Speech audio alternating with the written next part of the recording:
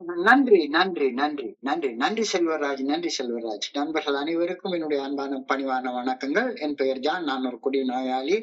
எல்லாம் வல்ல இறைவனோட அருளாலையும் தோழமையில் இணைந்து செயல்படுவதால் நான் பெற்றுக்கொள்ளக்கூடிய அனுபவம் தம்பு நம்பிக்கையாலையும் இன்னைக்கு ஒரே ஒரு நாள் நான் குடிக்கல, தெளிவாக மன நிறைவாக அமைதியாக வாழ என்னாலான எல்லா முயற்சிகளையும் செய்து கொண்டிருக்கின்றேன்.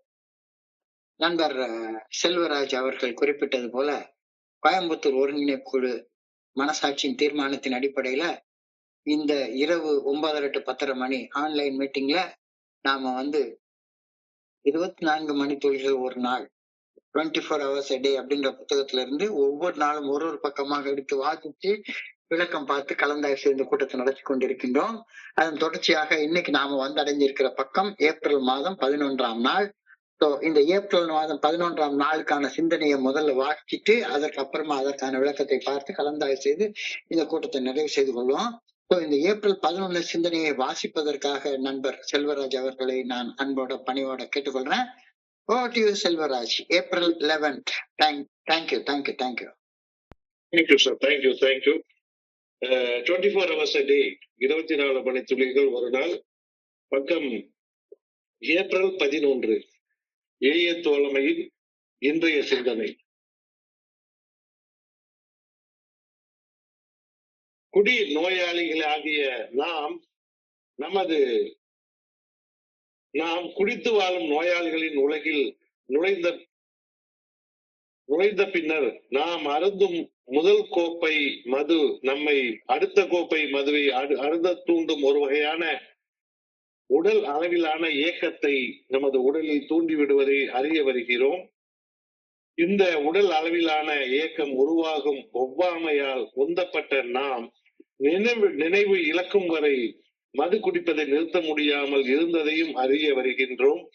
மறுநாள் காலையிலேயே மீண்டும் மது அருந்த ஆரம்பித்து விடுவோம். இறுதியாக மருத்துவமனையிலோ அல்லது சிறைச்சாலையிலோ அடைக்கப்படுவோம். பணம் ஈட்டுவதற்காக நாம் செய்து வந்த பணியும் பறிபோய் விட்டிருக்கும். இல்லம் சிதைந்து போயிருக்கும். வாழ்க்கை ஒரு குப்பை மேடாக காட்சி தந்திருக்கும்.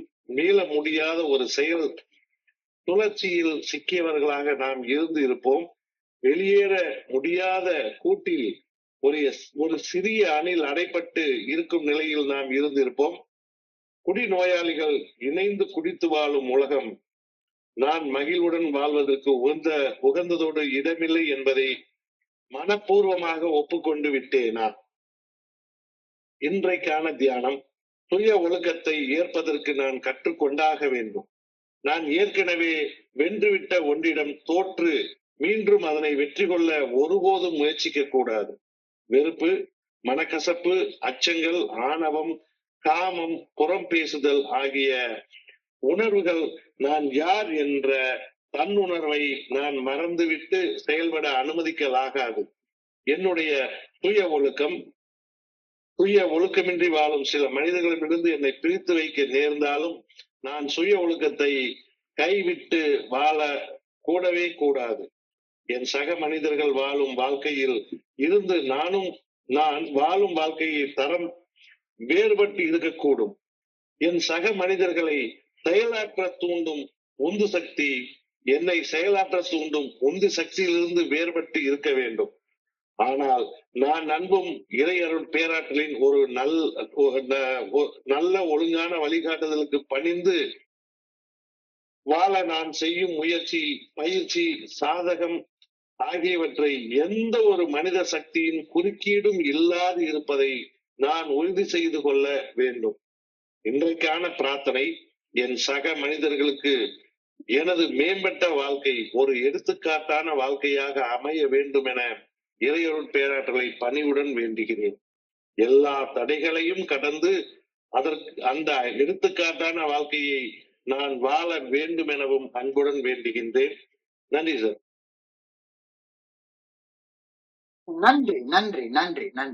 நன்றி செல்வராஜ்.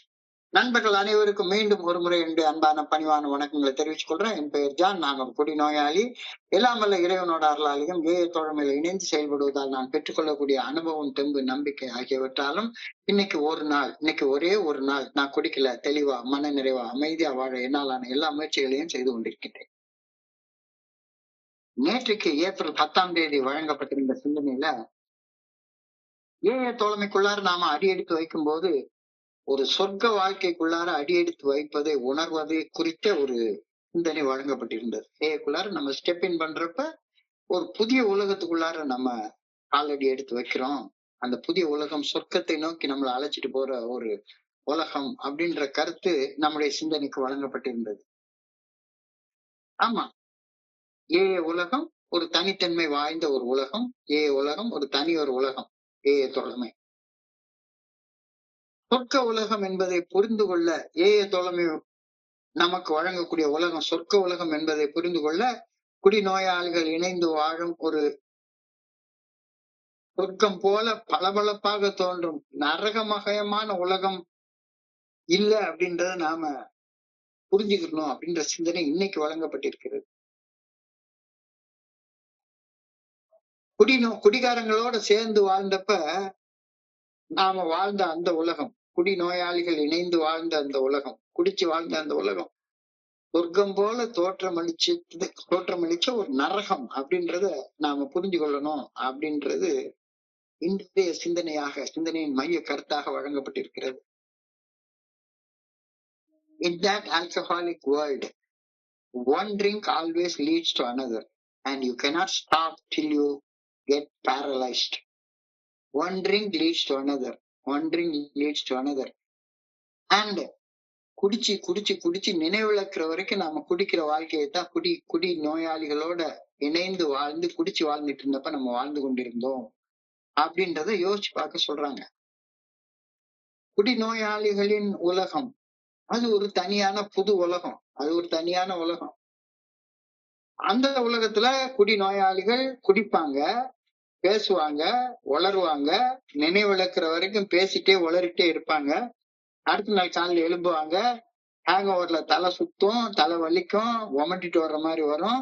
உடனே திரும்ப குடிப்பாங்க, காலையிலேயே குடிக்க ஆரம்பிப்பாங்க, காலையிலேயே உளர ஆரம்பிச்சிருப்பாங்க. இது தவிர்க்க முடியாத ஒரு சுழற்சி, தவிர்க்க முடியாத ஒரு சுழற்சி.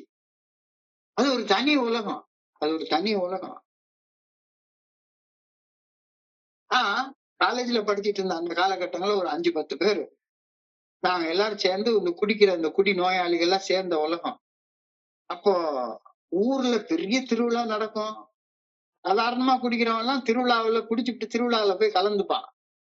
ஆனா நாங்க மட்டும் எந்த இடத்துல கூட்டம் இருக்கோ அந்த இடத்த விட்டு விலகி தனியாக ஒரு இடத்துக்கு போய் இந்த காரைக்குடி பக்கத்துல இருந்து ஒரு 10 கிலோமீட்டர் தள்ளி ஏதாச்சும் ஒரு காட்டுக்குள்ளார சின்ன தோப்பு இருக்கும். அழகாக ஒரு பம்பு செட்டு போட்டு ஒரு கிணறு இருக்கும். அங்க போய் அந்த 10 பேர் உட்கார்ந்துப்போம். எங்கள்கிட்ட யார்ட்டையாச்சும் ஒருத்தட்ட சொல்லி விட்டா ஒரு கள்ளசாராயம், அப்பெல்லாம் அந்த காலத்துல மது விலக்கு இருந்த நேரம், கள்ளசாராயம் வரும், கஞ்சா வரும், சாப்பிடுறதுக்கு சாப்பாடு வரும், எல்லாமே வரும், எல்லாமே வரும். நாங்க காலையில 10 மணிக்கு குடிக்க ஆரம்பிச்சோம், கூத்தடிக்க ஆரம்பிச்சோம், சாப்பிட ஆரம்பிச்சோம்னா நேரம் போறதே தெரியாம குடிப்போம் உளருவோம், தண்ணியே குடிச்சுக்கிட்டே உட்கார்ந்துருப்போம்.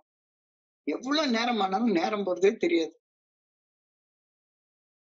அந்த மாதிரி ஒரு தனி உலகத்துலதான் வாழ்ந்து கொண்டிருந்தோம். இது முடிவில்லாத செயல் அடிமைத்தனத்தின் சுழற்சியில சிக்கிக்கிட்ட ஒரு உலகம்.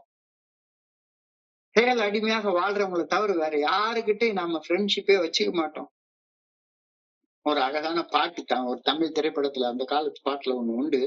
இதுவே உலகம், தனி உலகம், இரவினில் மயங்கும் புது உலகம், நாம் காட்டும் வேடிக்கை உலகம் இது அப்படின்னு. அந்த குடிகாரங்க உலகமே ஒரு தனி உலகம். அது என்ன பேசுறான், அவன் பேசுறதுக்கும் அவன் செயல்படுறதுக்கும் சிரிக்கிறதுக்கும் எந்த சம்பந்தமும் இருக்காது.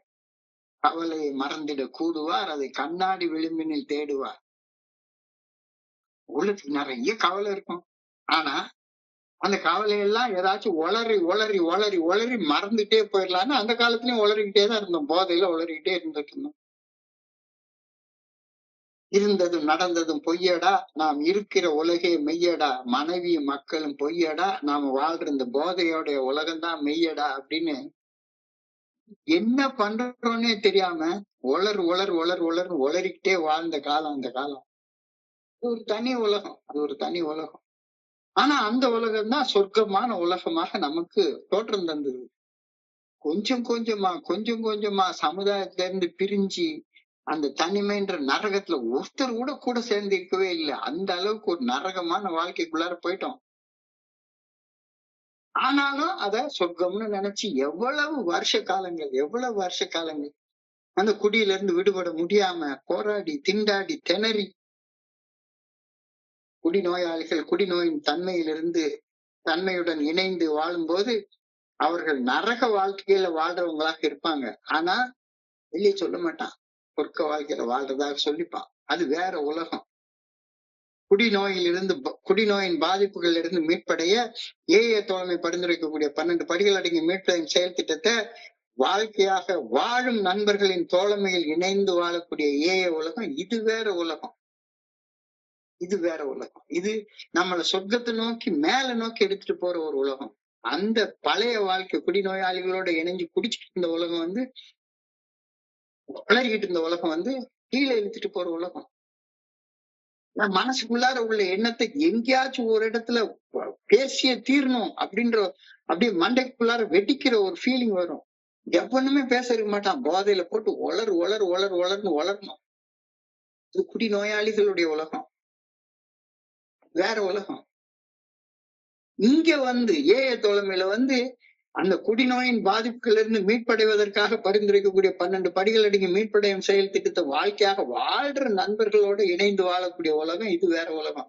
இங்கேயும் நான் வளரிக்கிட்டே இருக்க கூடாது. நான் நினைச்சதுதான் சரி, நான் நினைக்கிறதுதான் அப்படின்னு இங்கேயும் நான் என்னுடைய மனசுடைய உணர்வுகளுக்கு மட்டுமே முக்கியத்துவம் கொடுத்து எனக்கு பகிர்றதுக்கு எங்கேயாச்சும் வாய்ப்பு கிடைக்கணும், என் குரல் கேட்கணும் அப்படின்ற ஒரு நோக்கத்துக்காக உட்கார்ந்து வளரிக்கிட்டே இருந்தா மறுபடியும் அது குடிநோயாளிகளின் உலகமாக மட்டும்தான் இருக்கும். நான் சுதந்திரமாக வாழ்றதற்கு சொர்க்கத்தை நோக்கி முன்னேறி போறதற்கான உலகமாக அது இருக்காது அப்படின்ற கருத்தை இந்த இடத்துல சொல்றாங்க.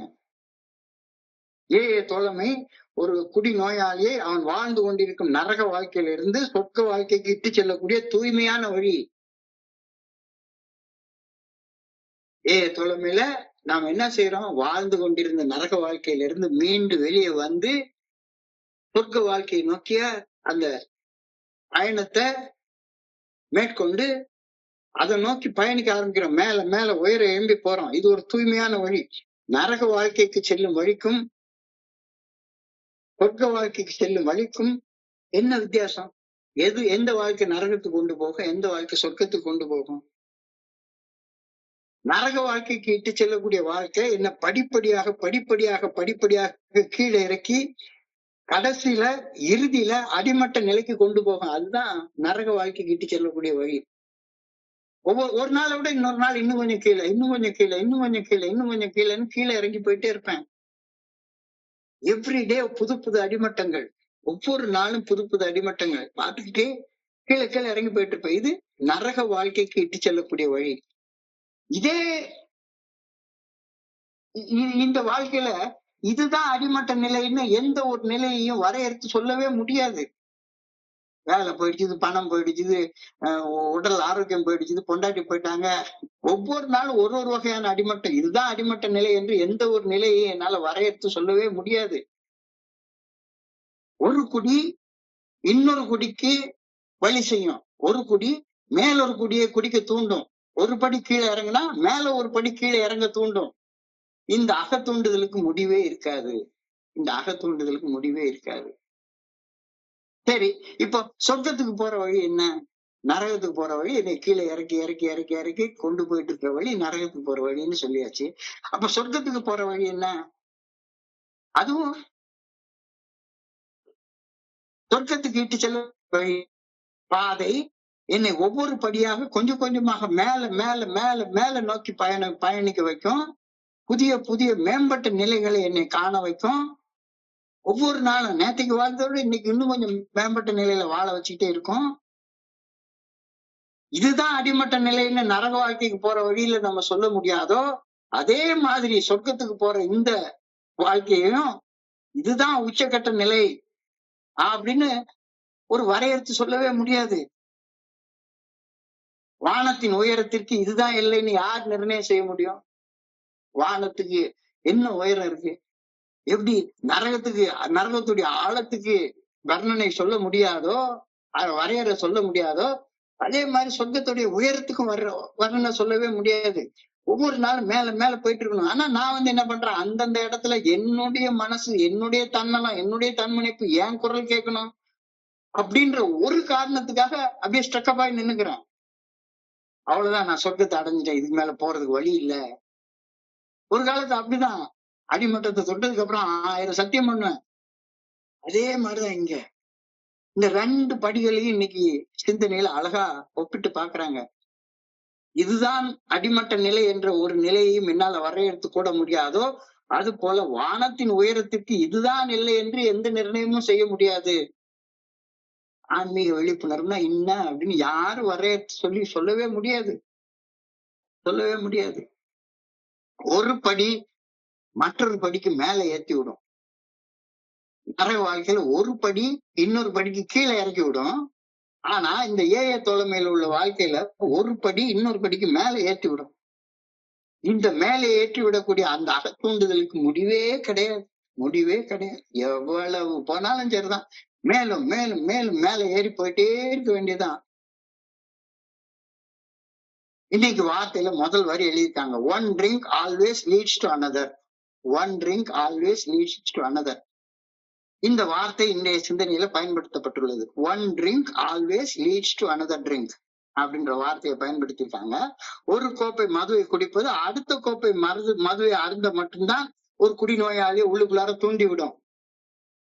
இதோட போதும்னு எழும்பி வரவே மாட்டான். இந்த அகத்தூண்டுதல் 100 பேர்ல ஒரு 15 பேருக்கு மட்டும்தான் இருக்கிறது. குடிச்சிட்டு இருக்கிற குடிகாரங்கள்ல மீதி 85% மக்கள் அவங்க குடிகாரர்கள், அவங்க குடி நோயாளிகள் இல்ல. அந்த குடிகாரர்களுக்கு உடல் ஒவ்வாமை என்ற பிரச்சனை கிடையாது. ஆனா குடிநோயாளிகளின் உடலும் மனமும் அப்நார்மல், அசாதாரணமானது. அப்நார்மல். நம்ம எல்லாம் சாதாரண நார்மல் மனிதர்கள் மாதிரி குடிக்கிற சக்தி இழந்து போனவங்க. So one drink always leads to another drink அப்படின்ற அந்த கருத்தை நான் இன்னும் கொஞ்சம் வேற வகையா சிந்திச்சு பாக்குறேன். One step down leads to another step down. One step down leads to another step down. ஒரு படி கீழே இறங்குறது ஆட்டோமேட்டிக்கா அடுத்த படி கீழே இறங்குறதுக்கு, அதுக்கு அடுத்த படி கீழே இறங்குறதுக்கு, அடுத்த படி கீழே இறங்குறதுக்கு, மேலும் மேலும் ஆழமான அடிமட்டங்களை நோக்கி பயணிக்க வைக்கிறது அப்படின்ற கருத்தாக அதை எடுத்துக்கொள்ளலாம்ல. அதை போலவே one step up leads to another step up. ஒரு படி மேல எடுத்து வைக்கிறது ஆட்டோமேட்டிக்கா அடுத்த படி மேல எடுத்து வைக்கிறதுக்கு மேல மேல மேல மேலன்னு நம்மளை கொண்டு போயிட்டு இருக்கோம் அப்படின்ற உண்மையும் உண்மைதானே. சோ இன்னைக்கு பயன்படுத்தி இருக்கிற இந்த வார்த்தை one drink always leads to another அப்படின்ற மாதிரி நம்ம கீழே நோக்கி பயணம் பண்ண ஆரம்பிச்சிட்டோம்னா இருக்கிற இடத்துல இருந்து என்னுடைய தன்னலத்தாலையும் தன்முனைப்பாலையும் நான் தான் இந்த மீட்டிங்கு மையமாக இருக்கணும், என்னுடைய குரல் கேட்கணும் அப்படின்ற அந்த எண்ணத்தை மையமாக வச்சுட்டு இருந்தேன்னா one step down leads to another step down. இல்ல, நான் பணி செய்வதற்காக வந்திருக்கிறேன், புரிஞ்சு கொள்வதற்காக வந்திருக்கிறேன், பணிவு எனக்கு வந்துருச்சுது அப்படின்னு சொல்லி பார்த்தேன்னா one step up leads to another step up. இதுவும் உண்மையானது. இப்ப நான் கீழ் நோக்கி பயணிக்க தீர்மானிக்கிறேனா இல்ல மேல் நோக்கி பயணிக்க தீர்மானிக்கிறேனா அப்படின்ற தீர்மானம் முற்றிலுமாக என்னுடைய தீர்மானமாக அமைகின்றது அப்படின்ற கருத்தை ரொம்ப அழகா சொல்றாரு. இது தனிப்பட்ட பயணம். இது தனிப்பட்ட பயணம். இந்த ஏஏ தோழமை பரிந்துரைக்கக்கூடிய இந்த 12 படிகள் அடங்கிய மீட்படையும் செயல் திட்டத்தை ஒரு மனுஷன் தனிப்பட்ட முறையில செய்யணும். இதற்காக அன்புடனான ஆதரவை ஸ்பான்சர்ஷிப்பை எடுத்துக்கொள்ளலாமே ஒழிஞ்சு எனக்காக என் ஸ்பான்சர் இந்த செயல் திட்டத்தை செய்ய முடியாது, எனக்காக மேல் நோக்கிய பயணத்தையோ அல்லது கீழ் நோக்கிய பயணத்தையோ என்னுடைய ஸ்பான்சர் செய்ய மாட்டாரு. நான் தான் அதை செய்யணும், நான் தான் அதை செய்யணும். இப்படி இந்த கீழ் நோக்கிய பயணத்தின் கடைசி எல்லை என்ன? கடைசி எல்லை என்ன? அகால மரணம். அகால மரணம். நான் இந்த ஃபெலோஷிப்குள்ளார வந்து இணைஞ்சதுக்கு அப்புறமாக இந்த கிட்டத்தட்ட 29 வருஷங்கள்ல ஒரு 60-70 அகால மரணங்களையாவது பார்த்துட்டேன். பரிதாபமா இருக்கும். கண்ணுல கண்ணீர் விடுறது கூட கண்ணீர் இருக்காது. ஒரு ஒரு ஒரு ஒரு பெரிய பணக்காரர், அவருடைய வீடு திருப்பதி தேவஸ்தானத்துக்கு ஏத்த மாதிரி திருப்பதி கோயில் வெங்கட் நாராயணா ரோட்ல இருந்துச்சு, டி நகர்ல, மெட்ராஸ்ல. இன்னைக்கு போனா குறைஞ்சபட்சம் 50 கோடியாவது இருக்கும் அந்த வீடு. அவ்வளவு பெரிய வீட்டுல பிறந்து வளர்ந்தவரு குடிநோயால கடைசியில எங்க இருந்தாரு? அந்த வீட்டுக்கு வாசல்ல சாக்கடை ஓடிட்டு இருக்கோம். அந்த சாக்கடைக்கு பக்கத்துல உட்கார்ந்து போதையில இருந்தாரு. அவரை தூக்கி கொண்டு போய் ஸ்டான்லி ஹாஸ்பிட்டல்ல சேர்த்தோம். ஸ்டான்லி ஹாஸ்பிட்டல்ல சேர்த்தா அவர் பெத்த பொண்ணு கூட எங்க அப்பா என்னைக்கோ செத்து போயிட்டாரு அப்படின்னு சொல்லத்தான் செஞ்சதே ஒழிஞ்சு அப்பாவுடைய முகத்தை பார்க்க வரணும்னு வரவே இல்லை. இப்போ குடிநோயாளிகளுடைய அந்த அடிமட்டத்துடைய இறுதி எல்லை என்ன? அகால மரணம். காலத்தால் நிகழ வல்லது மரணம். எல்லாருக்கும் மரணம் வரும், காலத்தால நிகழ வல்லது. ஆனா நிர்ணயிக்கப்பட்ட காலத்துக்கு முன்னாலேயே மரணத்தை ஓடி போய் கட்டி பிடிச்சு வரவழைச்சிக்கிறது அகால மரணம் அப்படின்னு சொல்லுவாங்க. இப்போ குடிநோயின் அடிமட்டத்துடைய ஒரு எல்லை அகால மரணம். அகால மரணம். நிச்சயமாக குடிநோயிலிருந்து, குடிநோயின் பாதிப்புல இருந்து மீண்டு வர முடியாவிட்டா ஒண்ணு அகால மரணம். அந்த அகால மரணத்துக்கு அடையிற பாதையில வைத்தியக்கார ஆஸ்பத்திரிக்கு கொண்டு அடைச்சு வைக்க வாய்ப்புகள் நிறைய உண்டு. சிறைச்சாலைகள் அடைச்சு வைக்க வாய்ப்புகள் நிறைய உண்டு. ஸோ இதெல்லாம் நம்ம வாழ்க்கையில அந்த குடிநோயாளிகளோட இணைஞ்சு குடிச்சிட்டு இருக்கிற வாழ்க்கையில நாம அனுபவிச்சோம். சொர்க்கம் போல தோன்றுச்சுது. ஆனா நரகத்துக்கு இட்டுட்டு போற பாதை அது. நரகத்துக்கு இட்டுட்டு போற பாதை. அதான் இன்னைக்கு எழுதியிருக்காங்க, I land eventually in hospitals or jails. I may lose my job. I may lose my family. And I am always in a mess. எப்பவும் குப்பையில தான் வாழ்ந்து கொண்டிருந்தோம். வெளியே தெரியவே தெரியாது.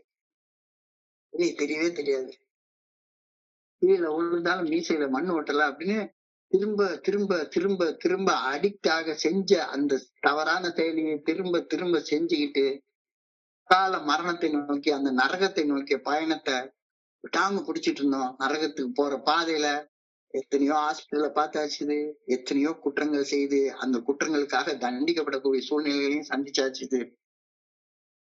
குடும்பத்தை இழந்தாச்சுது, வேலை இழந்தாச்சுது, வாழ்க்கை ஒரு குப்பைமேட்டுல இருக்குது. ஆனாலும் நான் சொர்க்கத்துலதான் வாழ்ந்துட்டு இருக்கேன்னு முரட்டு பிடிவாதம் பிடிச்சுக்கிட்டு அதே வாழ்க்கையை வாழ்ந்து கொண்டிருந்தோம். தெற்கு மாட்டு செயல் அடிமைத்தன சிந்தனை. தெற்கு மாட்டு செயல் அடிமைத்தன சிந்தனை சுழற்சி. தெற்கு மாட்டு செயல் அடிமைத்தன பேச்சு சுழற்சி. வாய திறந்த மூட தெரியாது, பேசிக்கிட்டே இருக்கணும். உள்ளார நான் பேசணும் அப்படின்ற ஒரு அரைச்சி. தெற்கு மாட்டு செயல் அடிமைத்தன பேச்சு சுழற்சி. நீ பாத்தீங்கன்னா போதையானவன் சும்மா இருக்க மாட்டான், எங்கேயாச்சும் யாருடையாச்சும் வளரணும்னு நினைச்சுக்கிட்டே இருப்பான் உள்ளுக்குள்ளார. தெற்கு மாட்ட செயல் அடிமைத்தன பேச்சு சுழற்சி. தெற்கு மாட்டு செயல் அடிமைத்தன செயல் சுழற்சி. இதுல சிக்கிக்கிட்டா வெளியே வரவே முடியாது. நீ அடிக்ஷனுக்குள்ளார இருக்கியா? I am always on a merry-go-round and I cannot get off. I am always on a merry-go-round and I am not able to get off. வெளியே இறங்கி வரவே முடியல. அது வாட்டுக்கு சுத்திக்கிட்டே இருக்குது. எப்ப பார்த்தாலும் என்னைய மையமா வச்சு யோசிச்சு கீழே இறங்கி நான் இருக்கிற இடத்தையே ஒரு பைத்தியக்கார இடமா மாத்தி வச்சுட்டு உட்கார்ந்துட்டு இருக்கிறேன். ஒரு அணில் ஒரு கிளிக்கு தங்கத்திலேயே கூண்டு செஞ்சு வச்சு அந்த கூண்டுக்குள்ளார விதவிதமான உணவை கொடுத்தாலும் கூட அந்த அணிலோ அந்த கிளியோ சுதந்திரமாக வாழாது. நம்ம அதுக்கு 1000 சாப்பாடு வைக்கலாம். வாழ வேண்டிய இடம் எது? வாழ வேண்டிய இடம் சுதந்திரமான அந்த வானத்துல பறந்து வாழ வேண்டிய அந்த கிளிய மரத்துல தாவி ஜாலியா இருக்க வேண்டிய அந்த அணில அதுக்கு நாம சாப்பாடு கொடுக்குறோமோ? உலகம் முழுக்க அதுக்கு சாப்பாடு இருக்கு, நாம அதை வளர்க்குறோம் அப்படின்னு சொல்லி அதை இது பண்ண மாதிரி ஒரு அணிலுக்கு ஒரு கிளிக்கு தங்கத்திலேயே கூண்டு செஞ்சு வச்சு விதவிதமான சாப்பாடு கொடுத்தா கூட சுதந்திரமா 100 நாள் வாழ்ற அந்த கிளியும் அந்த அணிலும் அடிமையாக ஒரு மாதிரி பயத்தோட நலிஞ்சு நொடிஞ்சு சீக்கிரமே செத்து போயிடும். I am in a cage of a squirrel. and I cannot get out of it. தங்கத்திலே உருவாக்கின கூண்டை எனக்குள்ளாரே நானே உருவாக்கி கொண்டு ஏகப்பட்ட பணத்தை வச்சிருக்கிறேன், ஏகப்பட்ட சாப்பாடு வச்சிருக்கிறேன், ஆனா குடிச்சு நான் குடிச்சுக்கிட்டே இருப்பேன் அப்படின்னு செயல் அடிமைத்தனம் அப்படின்ற அந்த தங்க கூண்டுக்குள்ளாரே உட்கார்ந்து இதுக்குள்ளார நான் செத்துக்கிட்டு இருக்கேன். நரக வாழ்க்கை அது, நரக வாழ்க்கை அது. நரக வாழ்க்கை வாழ்றேன்னாச்சும் ஒத்துக்கப்பா. இல்ல, இன்னமும் நான் சொர்க்க வாழ்க்கை வாழ்றேன், நல்லா ஆயிட்டேன், ஏக்கு வந்த உடனே நான் நல்லா ஆயிட்டேன், குடிக்கல, எனக்கு செக்கு மாட்டு சிந்தனை சுழற்சி எல்லாம் இல்ல, இப்போ நான் ரொம்ப பெர்ஃபெக்டான மனுஷன் ஆயிட்டேன் அப்படின்னு நான் இன்னமும் சொல்லிட்டு இருக்கிறேன்னா,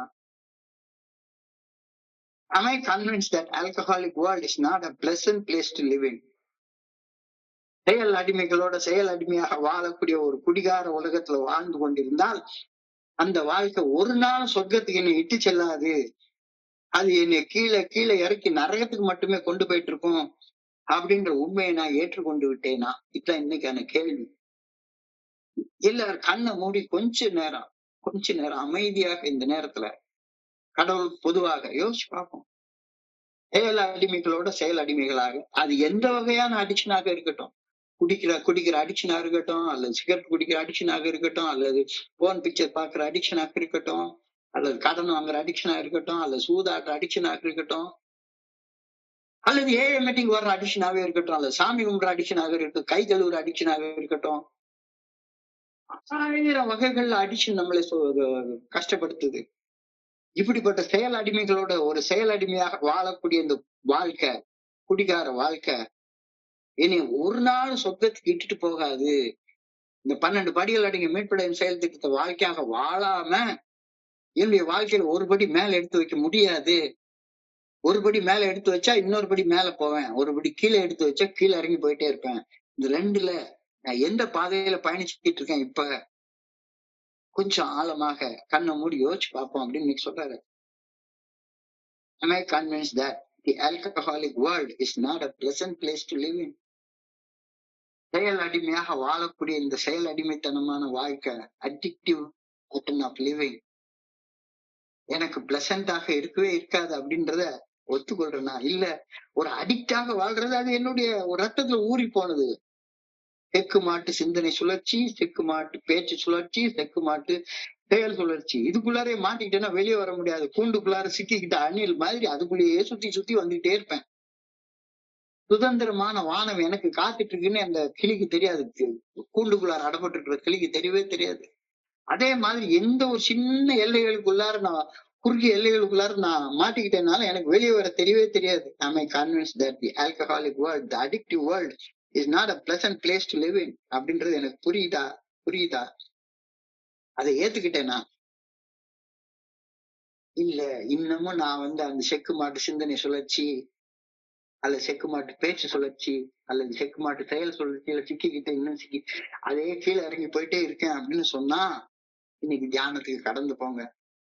இன்னைக்கு தியானத்தின் முதல் வார்த்தை learn to accept self discipline.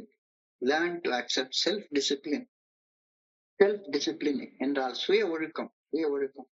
மனசாட்சியின் மூலம் மட்டுமே இறையர் பேராற்றின் நல்ல ஒழுங்கான வழிகாட்டுதல் ஒவ்வொரு மனுஷனுக்கும் வெளிப்படுத்தப்படுகிறது. வேதத்தில் உள்ள பெரிய மகா வாக்கியங்கள்னு சொல்லுவாங்க. அந்த மகா வாக்கியங்கள், அகம் பிரம்மாஸ்மி அப்படின்ற மகா வாக்கியத்துக்கு இணையான ஒரு வாக்கியம் வேதத்துல சொல்லப்பட்டிருக்கிறது. பிரஞானம் பிரம்ம, voice of God is voice of conscience. நான் எப்படி வாழணும் அப்படின்றதற்கான நல்ல ஒழுங்கான வழிகாட்டுதல், அதுதான் இறைவன். Good orderly direction. அது எப்படி வெளிப்படுத்தப்படுகிறது? என்னுடைய மனசாட்சியின் மூலமாக வெளிப்படுத்தப்படுகிறது.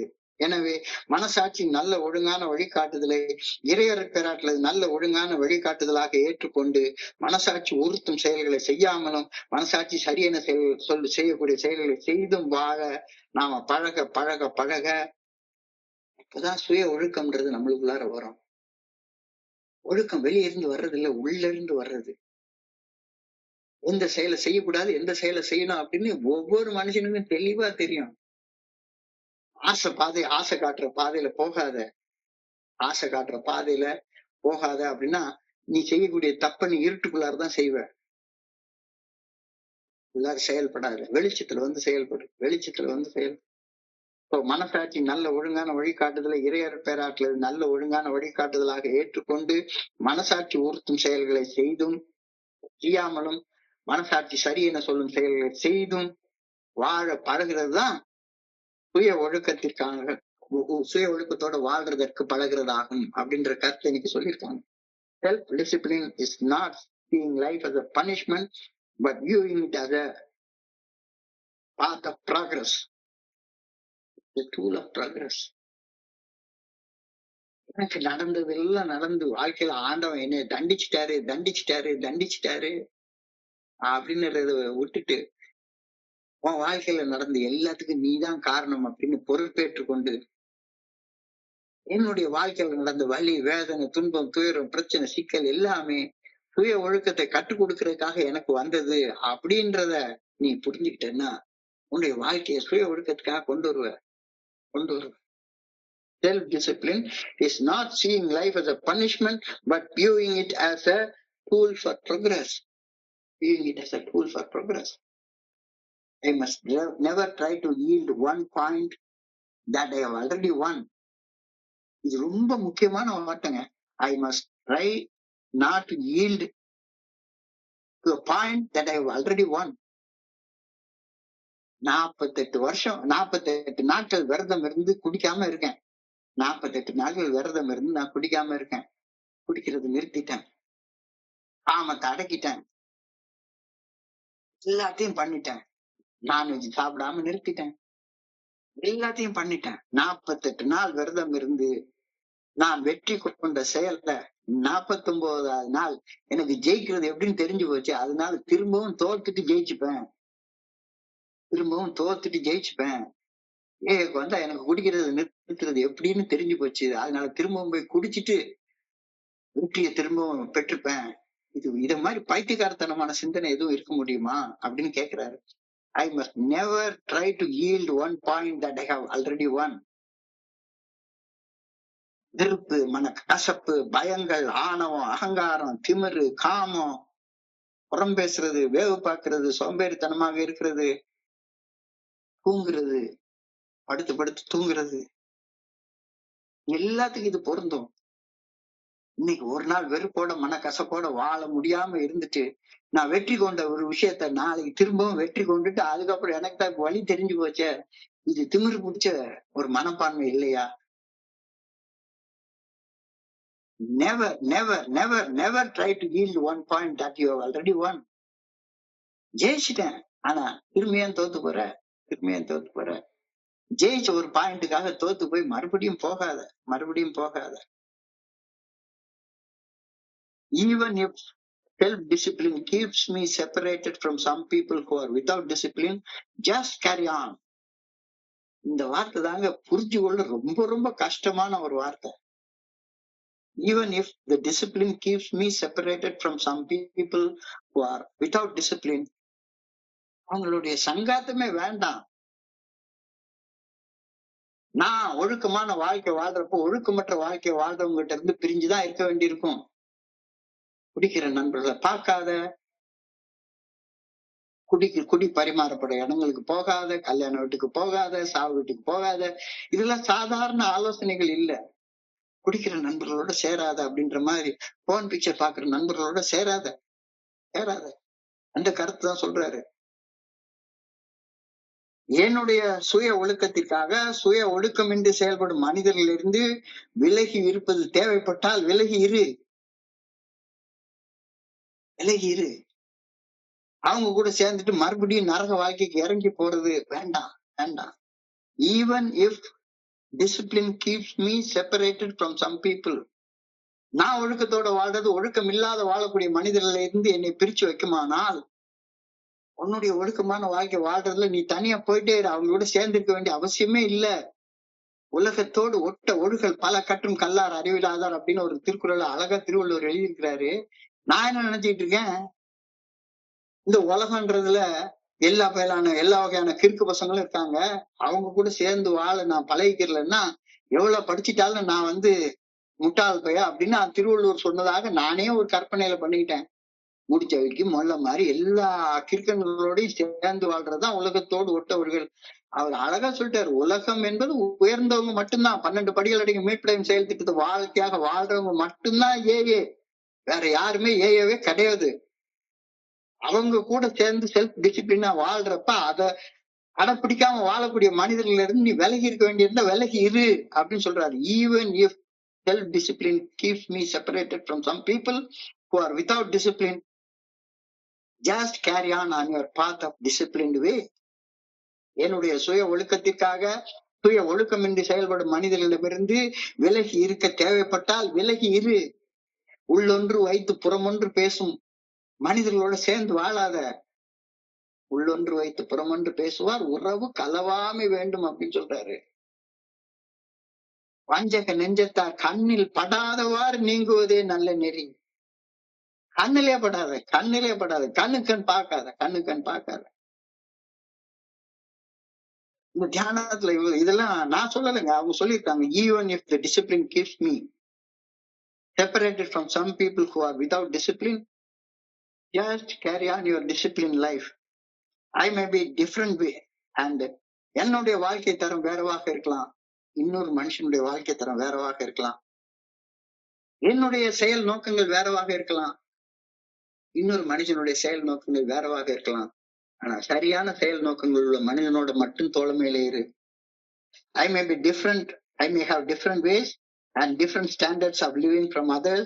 I may be activated by different motives than other people, but if I will try to live the way God wants me to live, no matter what other people live. வேற எல்லாரும் எந்த மாதிரி குடிச்சு கூத்தடிச்சு எல்லா வகையான தப்பான செயல்கள் செய்து வாழ்ற உலகத்துக்கு மத்தியில நான் என்னுடைய பாதையில என்னுடைய கவனம் சிதறாம நான் போயிட்டே இருப்பேன். இந்த கருத்து தியானத்துல சொல்லியிருக்காருங்க, நான் சொல்லல. Even if the discipline keeps me separated from some people who are without discipline, just be in a disciplined way. சுய ஒழுக்கம், என்னுடைய சுய ஒழுக்கத்திற்காக சுய ஒழுக்கம் இல்லாம வாழக்கூடிய மனிதர்கள்ட்ட இருந்து நான் விலகி வாழ தேவைப்பட்டா விலகி வாழு. Never try to eat one point that you have already won. அவனை திருத்துறதுதான் இன்னொரு மனுஷனை திருந்தி வாழ்றதற்கு முன்னுதாரணமா வாழ்றதுதான் என்னுடைய நோக்கமே தவிர, அவன் போற பாதையில அவன் பின்னாலேயே போய் ஐயா நான் இதெல்லாம் இழந்து போயிட்டேன் அப்படின்னு அவன் பின்னாலேயே போறது, சுய ஒழுக்கம் இல்லாம வாழ்றது இங்கே இல்லை, என்னுடைய நோக்கம் இல்ல.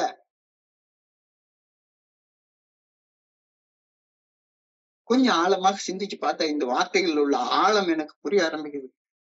இதை தொடர்ந்துதான் பிரேயருக்கு போறாங்க. I pray that I may be an example to others of a better way of living.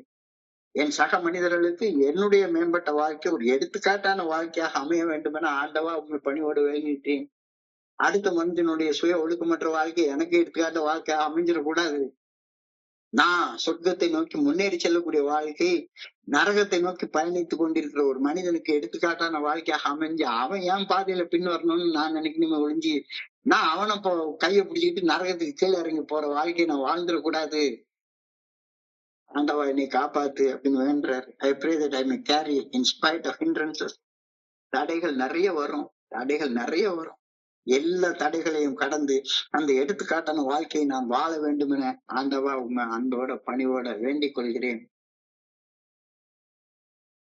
இந்த சிந்தனைகள் எல்லாமே ஒரு என்னுடைய நார்மலான சிந்தனைக்கு எதிரான சிந்தனைகளாகத்தான் இருக்குது. நார்மலா இப்படி எல்லாம் நான் சிந்திக்கிற ஆளே கிடையாது. நான் குடிக்கிற காலத்துல உண்மையிலேயே சொர்க்கம் மதுவிலே சொக்கும் அழகிலே மது தரும் சுகம் எதில் வரும் நிதம் பணத்தை என்றதுல உள்ள சுகம் ஒழுக்கமா வாழ்றதுல உண்டாயா? எவையா சொன்னா பணத்துக்கு என்றதுதான் சுகம், பணத்தை என்றதுதான் சொர்க்கம். சொர்க்கம்னா அங்க ரொம்ப ஊர்வசி மேனகாலம் டான்ஸ் ஆடிட்டு இருக்கணும், ரோஹிப்பு இதுல ஆடிக்கிட்டே இருக்கணும், அதுதான் சொர்க்கம். இந்த கிறுக்குத்தனமான எண்ணத்திலேயே வாழ்ந்து பழகிட்டு ஒரு நாள் கீழே இறங்கி தனியாக உட்கார்ந்து நரகத்துல பைத்தியக்கார மாதிரி பேசி வாழ்ந்துட்டு இருந்த என்கிட்ட இந்த சிந்தனைய சொன்னா கொஞ்சம் கசப்பாதான் இருக்குது. இந்த மீட்டிங்கு போகணுமாயா, தேவையாடா இது அப்படின்ற எண்ணமும் சிந்தனையும் வரத்தான் செய்யுது. கவலையை மறந்துட கூடுற இடம் எல்லாம் கிடையாது. அது சும்மா வளரி கவலையை மறந்துடலாம் அப்படின்னு நினைக்கிறதெல்லாம் கிடையாது. கவலையை மறக்கிறதுக்கு 12 படிகள் அடங்கி மீட்படையும் செயல் திட்டத்தை தவிர வேற வழியே கிடையாது. அந்த வழியில பயணிக்கிறவங்களோட மட்டுமே தோழமையில வாழ அப்படின்னு தான் சொல்லுது இந்த இடத்துல. One step leads to another step. அது கீழே இருந்தாலும் சரி, மேல இருந்தாலும் சரி. ஒரு படி கீழே இறங்கி வச்சேன்னா இன்னொரு படி கீழே இறங்குவேன். ஒரு படி மேல ஏறி வச்சேன்னா ஆட்டோமேட்டிக்கா ஒரு படி மேல ஏறுவேன். One drink leads to another drink அப்படின்ற மாதிரி. One step leads to another step. நல்லா புரிஞ்சுக்கோ, நல்லா புரிஞ்சுக்கோ, நல்லா புரிஞ்சுக்கோ. One drink always leads to another என்ற வார்த்தை இன்றைய சிந்தனையில பயன்படுத்தப்பட்டிருக்கிறது. ஒரு கோப்பை மதுவை குடிப்பது அடுத்த கோப்பை மதுவுக்கு கொண்டு செல்லும் அப்படின்றது தெரிஞ்சதுன்னா, ஒரு ஸ்டெப் மேல எடுத்து வச்சா அடுத்த ஸ்டெப் மேல போவேன். ஒரு ஸ்டெப் கீழே எடுத்து வச்சா ஒரு ஸ்டெப் கீழே இறங்கி போவேன். கீழ் நோக்கி போறேன்னா, மேல் நோக்கி போறேன்னா, இது என்னுடைய தனிப்பட்ட தீர்வு. சும்மா செக்கு மாட்டு சிந்தனை சுழற்சி வேண்டாம். செக்கு மாட்டு மேல பேசிக்கிட்டு இருக்கிற பேச்சு சுழற்சி வேண்டாம். செக்கு மாட்டு அடிமைத்தன செயல் அடிமைத்தன அடிக்டிவ் பிஹேவியர் சுழற்சி வேண்டாம். Don't be on a merry go round from which you cannot get off. சுத்திக்கிட்டே இருக்காத. புனிதமான இடத்துல, புனிதமான மௌனத்துல சொல்லற சும்மா அமர்ந்திருந்து உன்னுடைய சிந்தனைகளை தூய்மைப்படுத்திக் கொள். ஒரு கூட்டுக்குள்ளார உன்னை அடைச்சிக்காத. Am I convinced that the alcoholic world is not a pleasant place? அந்த alcoholic worldன்றது addictive persons ஓட சேர்ந்து வாழக்கூடிய வாழ்க்கை. சுதந்திரமாக வாழக்கூடிய மனிதர்களோட சேர்ந்து வாழ்ந்த சுதந்திரமாக வாழ்றதுனால இறைவனை நோக்கிய முன்னேற்ற பாதையைத்தான் சுதந்திர பாதைன்னே சொல்றாங்க.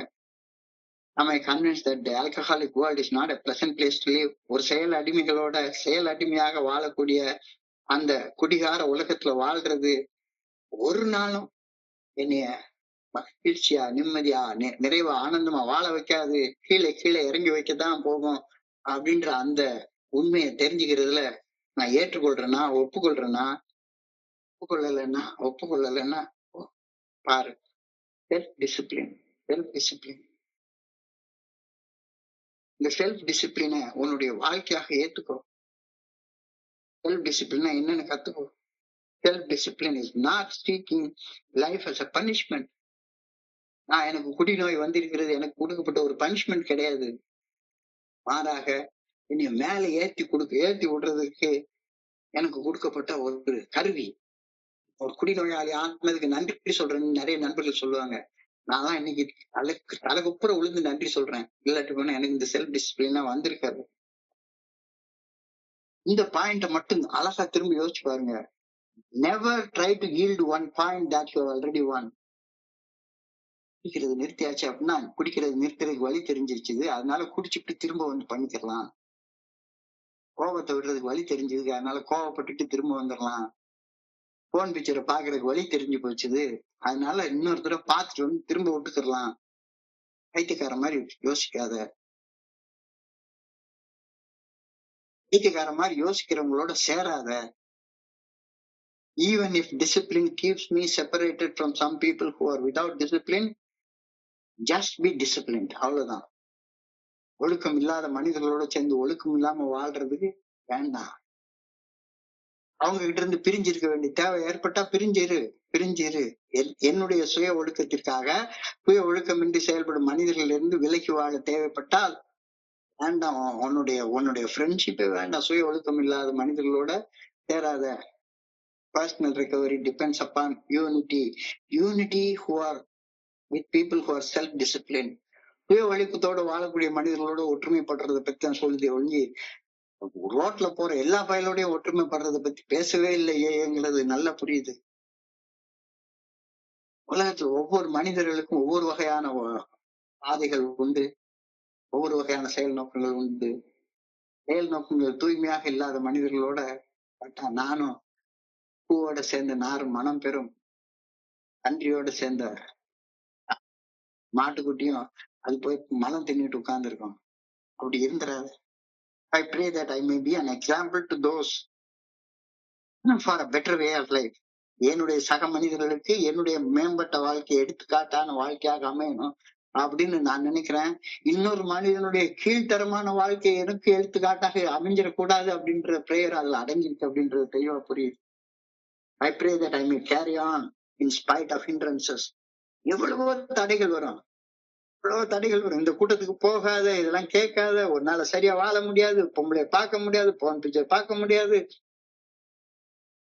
ஊர் அடிச்சு ஒலையில போட்டு சம்பாதிக்க முடியாது. அதெல்லாம் வேண்டாம். நம்ம வந்தோமா, குடிக்காம இருந்தோமா, அதுக்கப்புறமா ஊர் ஊரா சுத்தினோமா, குடல் கறி தின்னோமா, கோழிக்கறி சாப்பிட்டோமா, 10 பொம்பளைய பார்த்தோமா, வேண்டாம் வேண்டாம். அதுக்காக நம்ம தோழமைக்கு வரல. என் சக மனிதர்களுக்கு என்னுடைய மேம்பட்ட வாழ்க்கை ஒரு எடுத்துக்காட்டான வாழ்க்கையாக அமைய வேண்டும் என ஆண்டவா உம்மை பணிவுடன் வேண்டுகின்றேன். எல்லா தடைகளையும் கடந்து அந்த எடுத்துக்காட்டான வாழ்க்கையை நான் வாழ வேண்டும் எனவும் அன்புடனும் பணிவுடனும் ஆண்டவா உம்மை வேண்டுகிறேன் அப்படின்ற கருத்தை இன்னைக்கு சொல்றாங்க. இன்றைய பகுதியை படிக்கிறப்ப என் மனதை கடந்த இந்த சிந்தனைகளை உங்க கூட பகிர்ந்து கொள்ள இந்த நல்ல வாய்ப்பு உருவாக்கி கொடுத்த இந்த குழுவிற்கு என்னுடைய மிக பணிவான நன்றிகளை தெரிவித்துக் கொள்றேன். பொறுமையாக கேட்ட ஒவ்வொரு நண்பருக்கும் என்னுடைய பணிவான நன்றிகள். இந்த இரவு பொழுது நண்பர்களுக்கு இனிமையான இரவாக அமைய இரவன பணிவோடு வேண்டிக் கொள்கின்றேன். நன்றி நன்றி நன்றி நன்றி நன்றி நன்றி. வாழ்க வையகம், வாழ்க வளமுடன். Thank you so much, thank you so much. Over to you Selvaraj. Thank you, thank you.